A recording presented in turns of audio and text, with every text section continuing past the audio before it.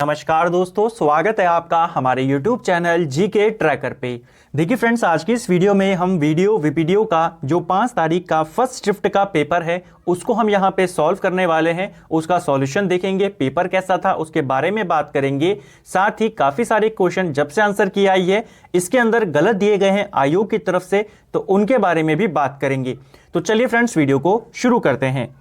पहला प्रश्न था पेपर में, मुद्दई का अर्थ क्या होता है? इसका जो सही आंसर है वो है ऑप्शन ए, वादी। नेक्स्ट है, निम्नलिखित में से तत्सम शब्द आपने बताना था। सही आंसर था ऑप्शन बी, खंड ग्रह। नंबर 3 प्रश्न है, उद्गम के आधार पर शब्द समूह को कितने भागों में बांटा गया है?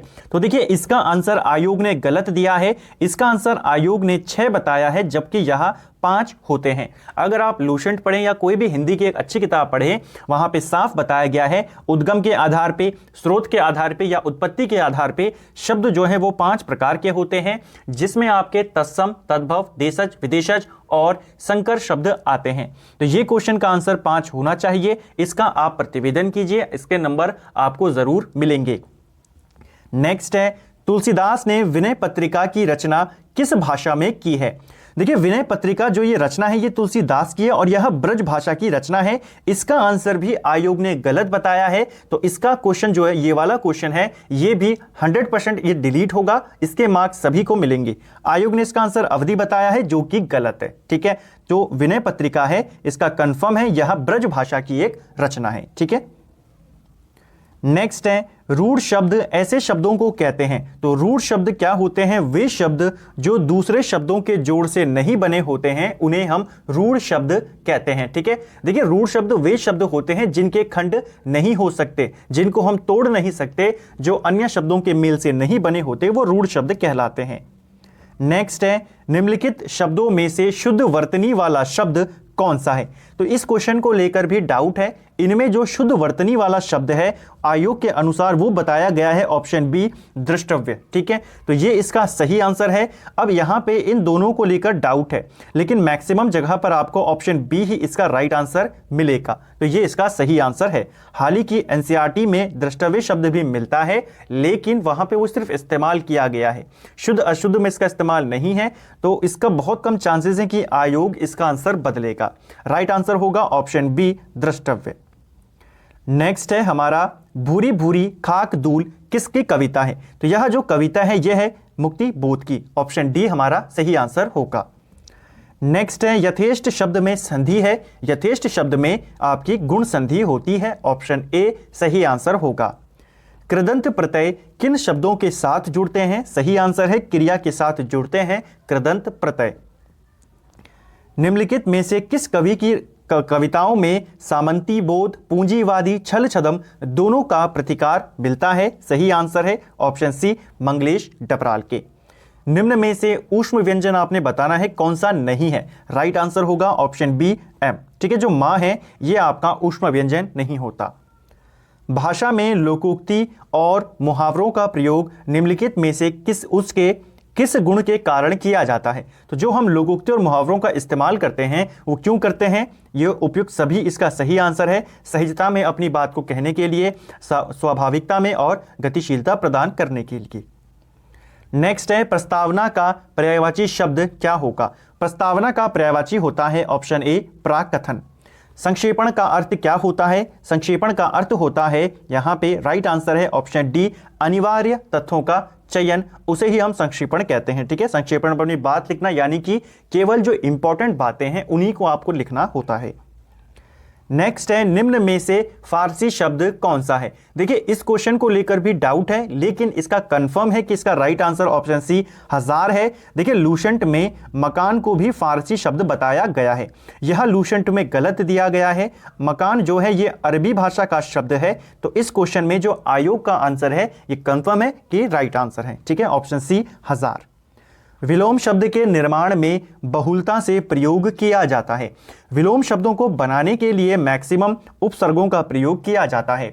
आपने विलोम शब्द देखे होंगे, ज्यादातर विलोम शब्दों में हम आगे उपसर्ग लगा देते हैं और उसका अपोजिट शब्द हम बना देते हैं। जैसे एक का विलोम क्या होता है? अनेक। अधिकारी का अनधिकारी, उचित का अनुचित। ठीक है, उपमा का अनुपमा, इस प्रकार से। ठीक है, तो राइट आंसर है ऑप्शन ए। नेक्स्ट है कोई आ रहा है, इस वाक्य में सर्वनाम कौन सा है? तो यहां पे कौन सा सर्वनाम है कोई आ रहा है? राइट आंसर है ऑप्शन डी अनिश्चयवाचक सर्वनाम। ठीक है। काली घटा का घमंड घटा इस पंक्ति में कौन सा अलंकार है? तो ये थोड़ा आसान क्वेश्चन था, जहां पे आपके शब्द एक शब्द दो बार आता है और दोनों का अर्थ अलग अलग होता है, वहां पे यमक अलंकार होता है। नेक्स्ट है दूत का अर्थ संदेशवाहक है, तो द्यूत का अर्थ क्या होगा? द्यूत का अर्थ होता है जुआ।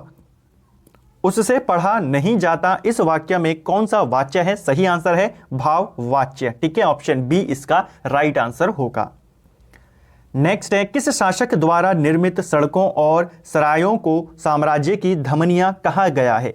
राइट आंसर है ऑप्शन डी शेरशाह सूरी के द्वारा। यदि यहां पे एक रीजनिंग का प्रश्न था, काफी आसान प्रश्न था, 3 का स्क्वायर करा 9 इधर लिख दिया, 5 का स्क्वायर करके 25 आगे लिख दिया। इसी प्रकार 6 का स्क्वायर करके आपको 36 पीछे लिखना था और 8 का स्क्वायर करके आपको 64 आगे लिखना था। ठीक है, 64 36।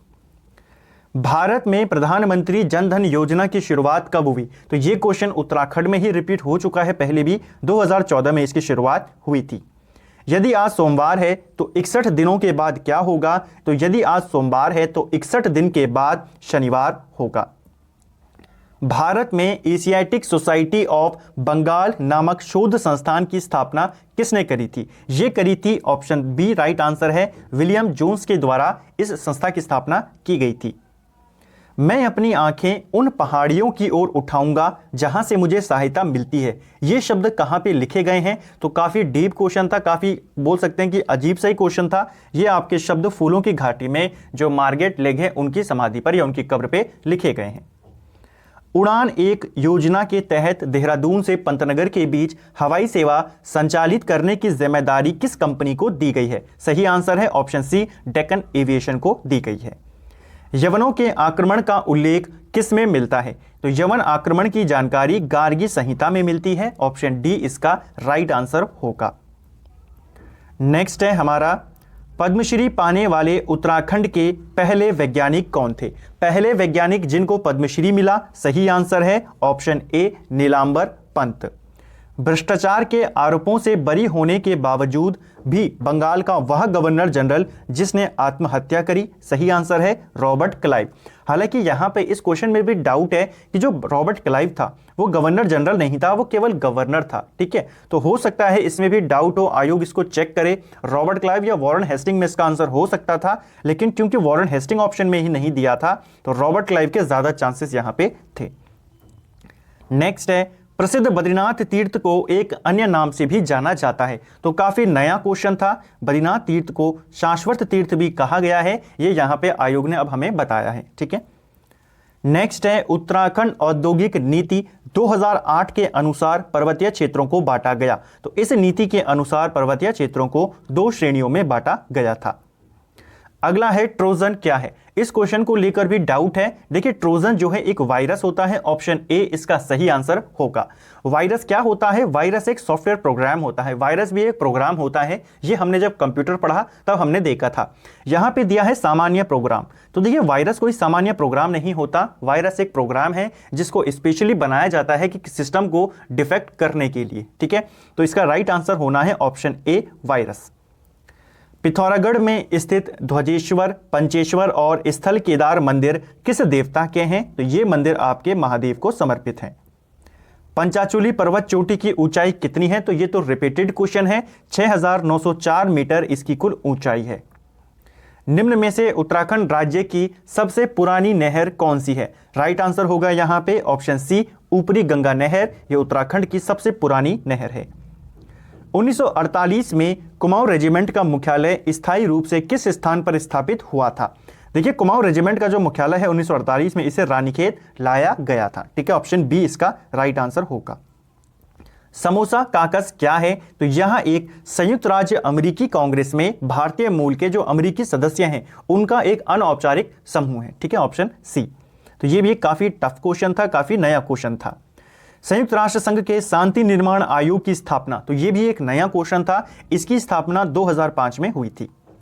भारत के सर्वोच्च न्यायालय की स्थापना कब की गई? तो यह रिपीटेड क्वेश्चन है, 26 जनवरी 1950 को इसकी स्थापना की गई थी। ठीक है, तो 40 का आंसर हो जाएगा आपका ऑप्शन बी। वर्ष 1926 में किस परिषद का विलय कांग्रेस में हो गया? रिपीटेड क्वेश्चन है, ऑप्शन डी इसका सही आंसर होगा, कुमाऊं परिषद।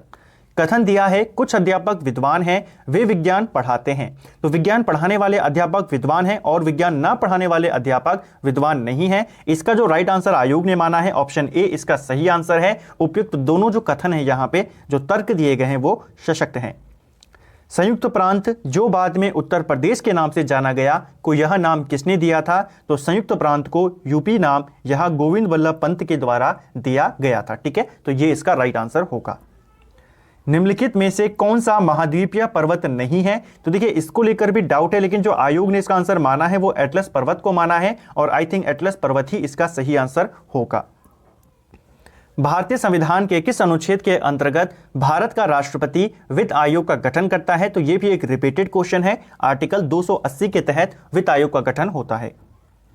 नेक्स्ट है हमारा 16 महाजनपदों का प्रथम जनपद कौन सा था? तो इसका जो राइट आंसर है वो है ऑप्शन बी मगध महाजनपद। ठीक है, जो मगध महाजनपद है 16 महाजनपदों में पहला जनपद आयोग ने इसको माना है।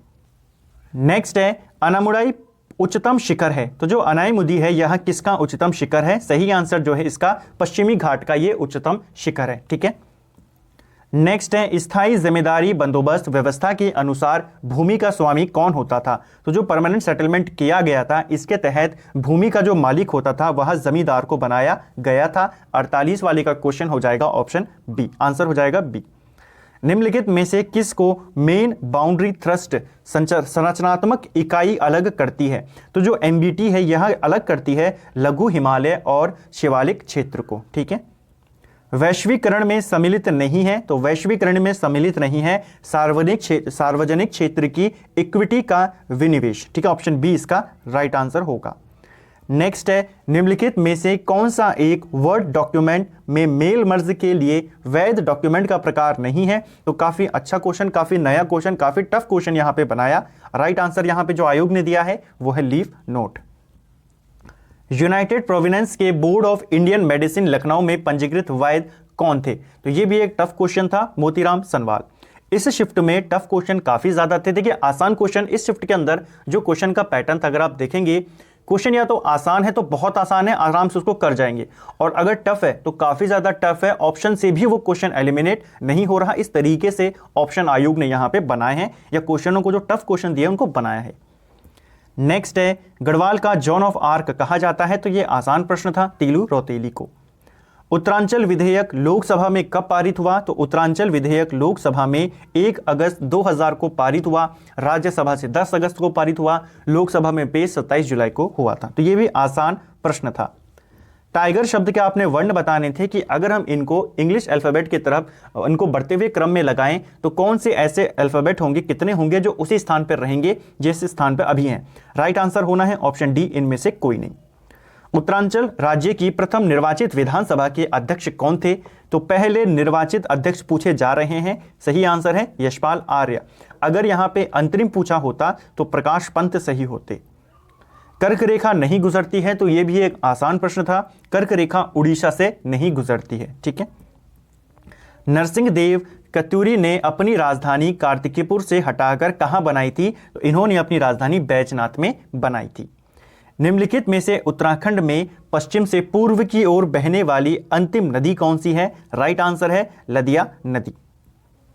नेक्स्ट है गोपेश्वर और बाड़ाहाट का स्तंभ लेख कब का है? तो गोपेश्वर और बाड़ाहाट के जो स्तंभ लेख हैं ये आपके 6ठी सदी के स्तंभ लेख हैं। देहरादून का कर्णपुर मोहल्ला किसने बसाया था? यह भी एक आसान प्रश्न था। तो यह महारानी कर्णवती के नाम पर है, महारानी कर्णवती ने ही इसे बसाया था। ठीक है, कर्णपुर। एक घड़ी प्रतिदिन 15 मिनट तीव्र हो जाती है, यदि इसे दोपहर 12 बजे सही किया गया तो प्रातः 4 बजे कितना समय दिखाएगी? देखिए दोपहर 12 बजे इसको सेट कर दिया आपने तो रात के 12 बजे यानी कि 12 घंटे में ये लगभग 7.5 मिनट का डिफरेंस कर जाएगी। तो वहां पे और उसके बाद बचे 4 घंटे, तो 4 घंटे में ये 2.5 मिनट का और डिफरेंस दिखाएगी। सही आंसर आ जाएगा 4:10। अगला है यहां पे आपको आकृति बतानी थी, इसका जो राइट आंसर है यहां पे आपका ऑप्शन बी इसका सही उत्तर होगा। हुगली औद्योगिक क्षेत्र का केंद्र क्या है? तो हुगली औद्योगिक क्षेत्र केंद्र है आपका कोलकाता हावड़ा। उत्तराखंड राज्य विधिक सेवा प्राधिकरण का गठन कब किया गया? तो ये भी एक टफ क्वेश्चन था, ऊपर से जैसे डेट्स यहाँ पे आयोग ने दी थी, मैंने पहले ही कहा ना कि आयोग ने इस पेपर में ऑप्शन भी इस तरीके से दिए थे कि वो खुद चाहता है कि बच्चे यहाँ पे कंफ्यूज करें, तो यहाँ पे उसी प्रकार के इसने ऑप्शन दिए थे। ठीक है, तो इसका जो राइट आंसर है वो है 20 मार्च 2002 में। विधायी विषयों की सामवर्ती सूची को किस देश के संविधान से लिया गया है? तो सामवर्ती सूची के बारे में बात हो रही है जो कि ऑस्ट्रेलिया के संविधान से ली गई है। सुदर्शन शाह ने राज्य की राजधानी टिहरी की स्थापना कब करी थी? तो टिहरी की स्थापना पूछ रहा है। 28 दिसंबर 1815 को टिहरी की स्थापना होती है और ये एक रिपीटेड क्वेश्चन है। उत्तराखंड की सबसे बड़ी प्रवाह प्रणाली यहां पे पूछी जा रही है। इसका जो राइट आंसर है वो है गंगा प्रवाह प्रणाली। ठीक है, सबसे बड़ी प्रवाह प्रणाली। देखिए उत्तराखंड में 3 ही तो नदी तंत्र हैं, गंगा नदी तंत्र, यमुना नदी तंत्र और काली नदी तंत्र। ठीक है, जो अलकनंदा नदी तंत्र है वो गंगा प्रवाह प्रणाली का ही एक उपतंत्र है, तो सबसे बड़ा प्रवाह प्रणाली आपकी गंगा प्रवाह प्रणाली होगी। ठीक है, मानुषी छिल्लर मिस वर्ल्ड के सम्मानित होने वाली भारतीय सुंदरी है, कौन सी है? तो ये 6वीं है। ठीक है, ऑप्शन डी इसका सही आंसर होगा। प्रधानमंत्री आवास योजना के अंतर्गत कब तक सरकार के सबके लिए घर उपलब्ध कराने का लक्ष्य रखा है? सही आंसर है ऑप्शन सी 2022 तक। उत्तराखंड में नांदौर अभयारण्य कहाँ है? तो ये भी एक आसान प्रश्न था, नैनीताल जनपद में ये स्थित है। ठीक है, नांदौर वन्यजीव अभयारण्य। नेक्स्ट है हमारा, भारत में जनसंख्या से संबंधित सर्वाधिक पूर्ण एवं सतत जनसांख्यिक अभिलेख उपलब्ध कराने वाली संस्था कौन सी है? तो देखिए इसको लेकर भी डाउट है। आयोग ने जो इसका आंसर माना है वो सीएसओ को माना है। भारत के अंदर जितने भी आंकड़ों से संबंधित जानकारी होती है वो सभी सीएसओ के द्वारा दी जाती है, लेकिन जनसंख्या से संबंधित जो काम है वो जो आरजीआई होते हैं, रजिस्ट्रार जनरल ऑफ इंडिया, उनके द्वारा होती है। तो यहाँ पे आयोग ने इसका आंसर सीएसओ माना है। हालांकि यही आंसर इसका सही हो सकता है, बहुत कम चांसेस है कि आयोग इसका आंसर चेंज करेगा। अगर आप में से किसी के पास इसके प्रूफ हैं या किसी का कुछ वो है तो आप इसका प्रतिवेदन कर सकते हैं। उत्तराखंड में हिमालय पर्यावरण अध्ययन एवं संरक्षण संगठन के संस्थापक कौन है? तो हैस्को की बात हो रही है, अनिल प्रकाश जोशी इसके संस्थापक हैं। ईएमआई का पूर्ण रूप आपने बताना है, तो इलेक्ट्रोमैग्नेटिक इंटरफेरेंस इसका फुल फॉर्म होता है। भारतीय पशु चिकित्सा संस्थान मुक्तेश्वर की स्थापना 1893 में किसके द्वारा की गई? तो यह भी आसान प्रश्न मैं कहूंगा, एल्फ्रेड लिंगार्ड के द्वारा की गई। भारतीय संविधान का कौन सा अनुच्छेद राष्ट्रीय अनुसूचित जनजाति आयोग के गठन से संबंधित है? तो यह भी थोड़ा सा मुश्किल क्वेश्चन था, 338A इसका राइट आंसर होगा। 1919 में कुमाऊं परिषद का तीसरा अधिवेशन कहां पे संपन्न हुआ? तो 1919 का जो कुमाऊं का तीसरा अधिवेशन था ये आपके कोटद्वार में संपन्न हुआ था। ठीक है, इंपॉर्टेंट वाला है कोटद्वार, गढ़वाल में होने वाला एकमात्र कुमाऊं परिषद का सम्मेलन है। यहां पे एक रीजनिंग का प्रश्न था कि राज इधर उधर घूमता है, फिर आखिर में कौन सी दिशा में होगा? तो इसका जो राइट आंसर है वो है आपका ऑप्शन सी, उत्तर दिशा में वो आखिर में मिलेगा। ऊंचे बुग्याल क्षेत्र में रहने वाले चरवाहों को क्या कहते हैं? तो ऊंचे बुग्याल क्षेत्रों में जो चरवाहे हैं उन्हें उपयुक्त सभी नामों से, पातचा, बकरखाल और पालसी नामों से जाना जाता है। कूजा एक्ट का संबंध किससे है? तो कूजा एक्ट आपके भूमि बंदोबस्त से संबंधित है। निम्नलिखित में से कौन सा मंत्रालय भारत की संघीय सरकार का भाग नहीं है? राइट आंसर है ऑप्शन सी, सौर ऊर्जा मंत्रालय। आटागाड़ किसकी सहायक नदी है? तो यह भी एक आसान प्रश्न, पिंडर नदी की। देखिए आसान थे तो आसान थे, मुश्किल थे तो वो ऐसे मुश्किल थे अभी जो एग्जाम्पल से भी एलिमिनेट नहीं हो रहे थे, मैं फिर से कहूंगा। नेक्स्ट है आपको यहाँ पे एक रीजनिंग का प्रश्न था, सिंह, बाघ और पशुओं को आपने दर्शाना था, ऑप्शन सी इसका सही आंसर होगा। निम्न दी गई श्रेणी में प्रश्नवाचक चिन्ह के स्थान पर कौन सी संख्या आएगी? तो इसका जो राइट आंसर है वो 116 इसका सही उत्तर है, ऑप्शन सी इसका सही आंसर होगा। पहले यहाँ पे 11 जोड़ा, फिर 22 जोड़ा, फिर 33 जोड़ा और फिर आपको 44 जोड़ना था। निम्न में से किस पर डाक टिकट जारी नहीं किया गया है? हाँ, ये वाला क्वेश्चन आप एलिमिनेट करके कर सकते थे। जीबी पंत पे हुआ है, गढ़वाली जी पर हुआ है, मोनाल पक्षी पर हुआ है, जो उत्तराखंड के उच्च न्यायालय हैं इनके ऊपर डाक टिकट जारी नहीं हुआ है। उत्तराखंड का रेणुका देवी मेला कहाँ लगता है? तो रेणुका देवी मेला या रेणुका देवी मंदिर भी अगर पूछता तो ये उत्तरकाशी में होता है। ठीक है, 1921 में गठित फॉरेस्ट ग्रेवेंस कमेटी का अध्यक्ष कौन थे? तो ये बनाया गया था पी वेंडम को। उस समय ये कुमाऊं कमिश्नर भी था और फॉरेस्ट ग्रेवेंस कमेटी को लेकर कई बार प्रश्न पहले भी पूछे गए हैं। एक संख्या 3 से अधिक है लेकिन 8 से कम है, 6 से अधिक है लेकिन 10 से कम है। बेसिकली आपको ऐसा नंबर बताना था जो 6 से बड़ा है और 8 से छोटा है, तो वो नंबर होता है 7। उत्तराखंड में कैंची धाम की स्थापना किसने करी? तो कैंची धाम की स्थापना यहाँ पे बाबा नीम करौली ने करी है, ठीक है, महाराज नीम करौली। अजयपाल के बाद तिब्बत पर आक्रमण करने वाला शासक कौन था? तो ये क्वेश्चन भी आयोग ने कंफ्यूज करने के लिए ही बनाया। पहला ही ऑप्शन महिपति शाह को यहाँ पे देखे, ठीक है, शिफ्ट में। राइट आंसर है इसका ऑप्शन डी, मान शाह, ठीक है। अजयपाल के बाद तिब्बत के ऊपर आक्रमण मान शाह ने किया था। महिपति शाह ने भी किया था, लेकिन वो मान शाह के बाद आया था। उत्तराखंड ग्राम्य विकास एवं पलायन आयोग का गठन कब किया गया था? राइट आंसर है यहाँ पे ऑप्शन डी, अगस्त 2017। वाडिया हिमालयन भूविज्ञान संस्था की भूकंप वेधशाला कहाँ स्थापित है? तो ये आपके टिहरी गढ़वाल के घुतू में स्थापित है। होपमैन कप टेनिस टूर्नामेंट 5 जनवरी 2019 को किस देश में संपन्न हुआ? तो ये ऑस्ट्रेलिया में संपन्न हुआ। थोड़ा सा ये क्वेश्चन आप कह सकते हैं कि काफ़ी अजीब सा ही क्वेश्चन था, ठीक है, इतना पुराना करंट अफेयर सीधा जगह पूछना। नेक्स्ट है, निम्नलिखित में से किसे भारत के राष्ट्रपति पर महाभियोग लगाने का अधिकार है? राइट आंसर है संसद के दोनों सदनों का, ठीक है, ऑप्शन बी इसका राइट आंसर होगा। मानव विकास रिपोर्ट कौन जारी करता है? तो मानव विकास रिपोर्ट जो है यह किसके द्वारा जारी की जाती है? प्रश्न है, राइट आंसर है संयुक्त राष्ट्र विकास कार्यक्रम के द्वारा। निम्नलिखित में से वह भू आकृति जो कि हिमानी द्वारा नहीं बनती? राइट आंसर है ऑप्शन बी, वी आकार की घाटी। वी आकार की घाटियां जो हैं ये नदियों के द्वारा बनाई जाती हैं।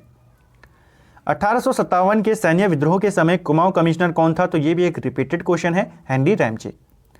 श्री गुरु रामराय एजुकेशन मिशन के संस्थापक कौन थे? तो इसके संस्थापक हैं ऑप्शन यहाँ पे जो आपका राइट आंसर होगा ऑप्शन ए, श्री महंत इंद्रेश चरण दास। ये जो एजुकेशन मिशन है इसके संस्थापक हैं। नेक्स्ट है, निम्नलिखित में से कौन सा जोड़ा विश्व प्रसिद्ध भारतीय धरोहर स्थलों में शामिल है? राइट आंसर होगा नंदा देवी नेशनल पार्क और वैली ऑफ फ्लावर, ठीक है। अंतिम प्रश्न था, पिरान कलियार में उर्स मनाया जाता है। तो पिरान कलियार में जो ये उर्स है कब किसके उसमें है? ये हजरत अली उद्दीन अली अहमद शाबिर का है, ठीक है। तो राइट आंसर ऑप्शन बी यहाँ पे होना था। तो फ्रेंड्स ये था आपके 5 तारीख का फर्स्ट शिफ्ट का पेपर। जिन क्वेश्चन में डाउट था हमने उनको देखा। काफ़ी सारे क्वेश्चन जो डाउटफुल हैं, जैसे आपका विनय पत्रिका वाला है, इसके अलावा उद्गम वाला जो क्वेश्चन है उसमें डाउट है, तो उसका कन्फर्म है कि वो क्वेश्चन डिलीट होने हैं और उसके मार्क्स आपको मिलने हैं, ठीक है। ओवरऑल अगर मैं इस पेपर को देखूं, शिफ्ट का पेपर को देखूं, तो जो मुझे लगा इस पेपर के अंदर, जैसा अगर आप 4 तारीख वाला जब हमने कल सॉल्व किया, उसमें आपको जो टफ क्वेश्चन थे वो एलिमिनेट करके भी आप उनको कर सकते थे। कुछ क्वेश्चन में एलिमिनेट मेथड भी लग रहा था।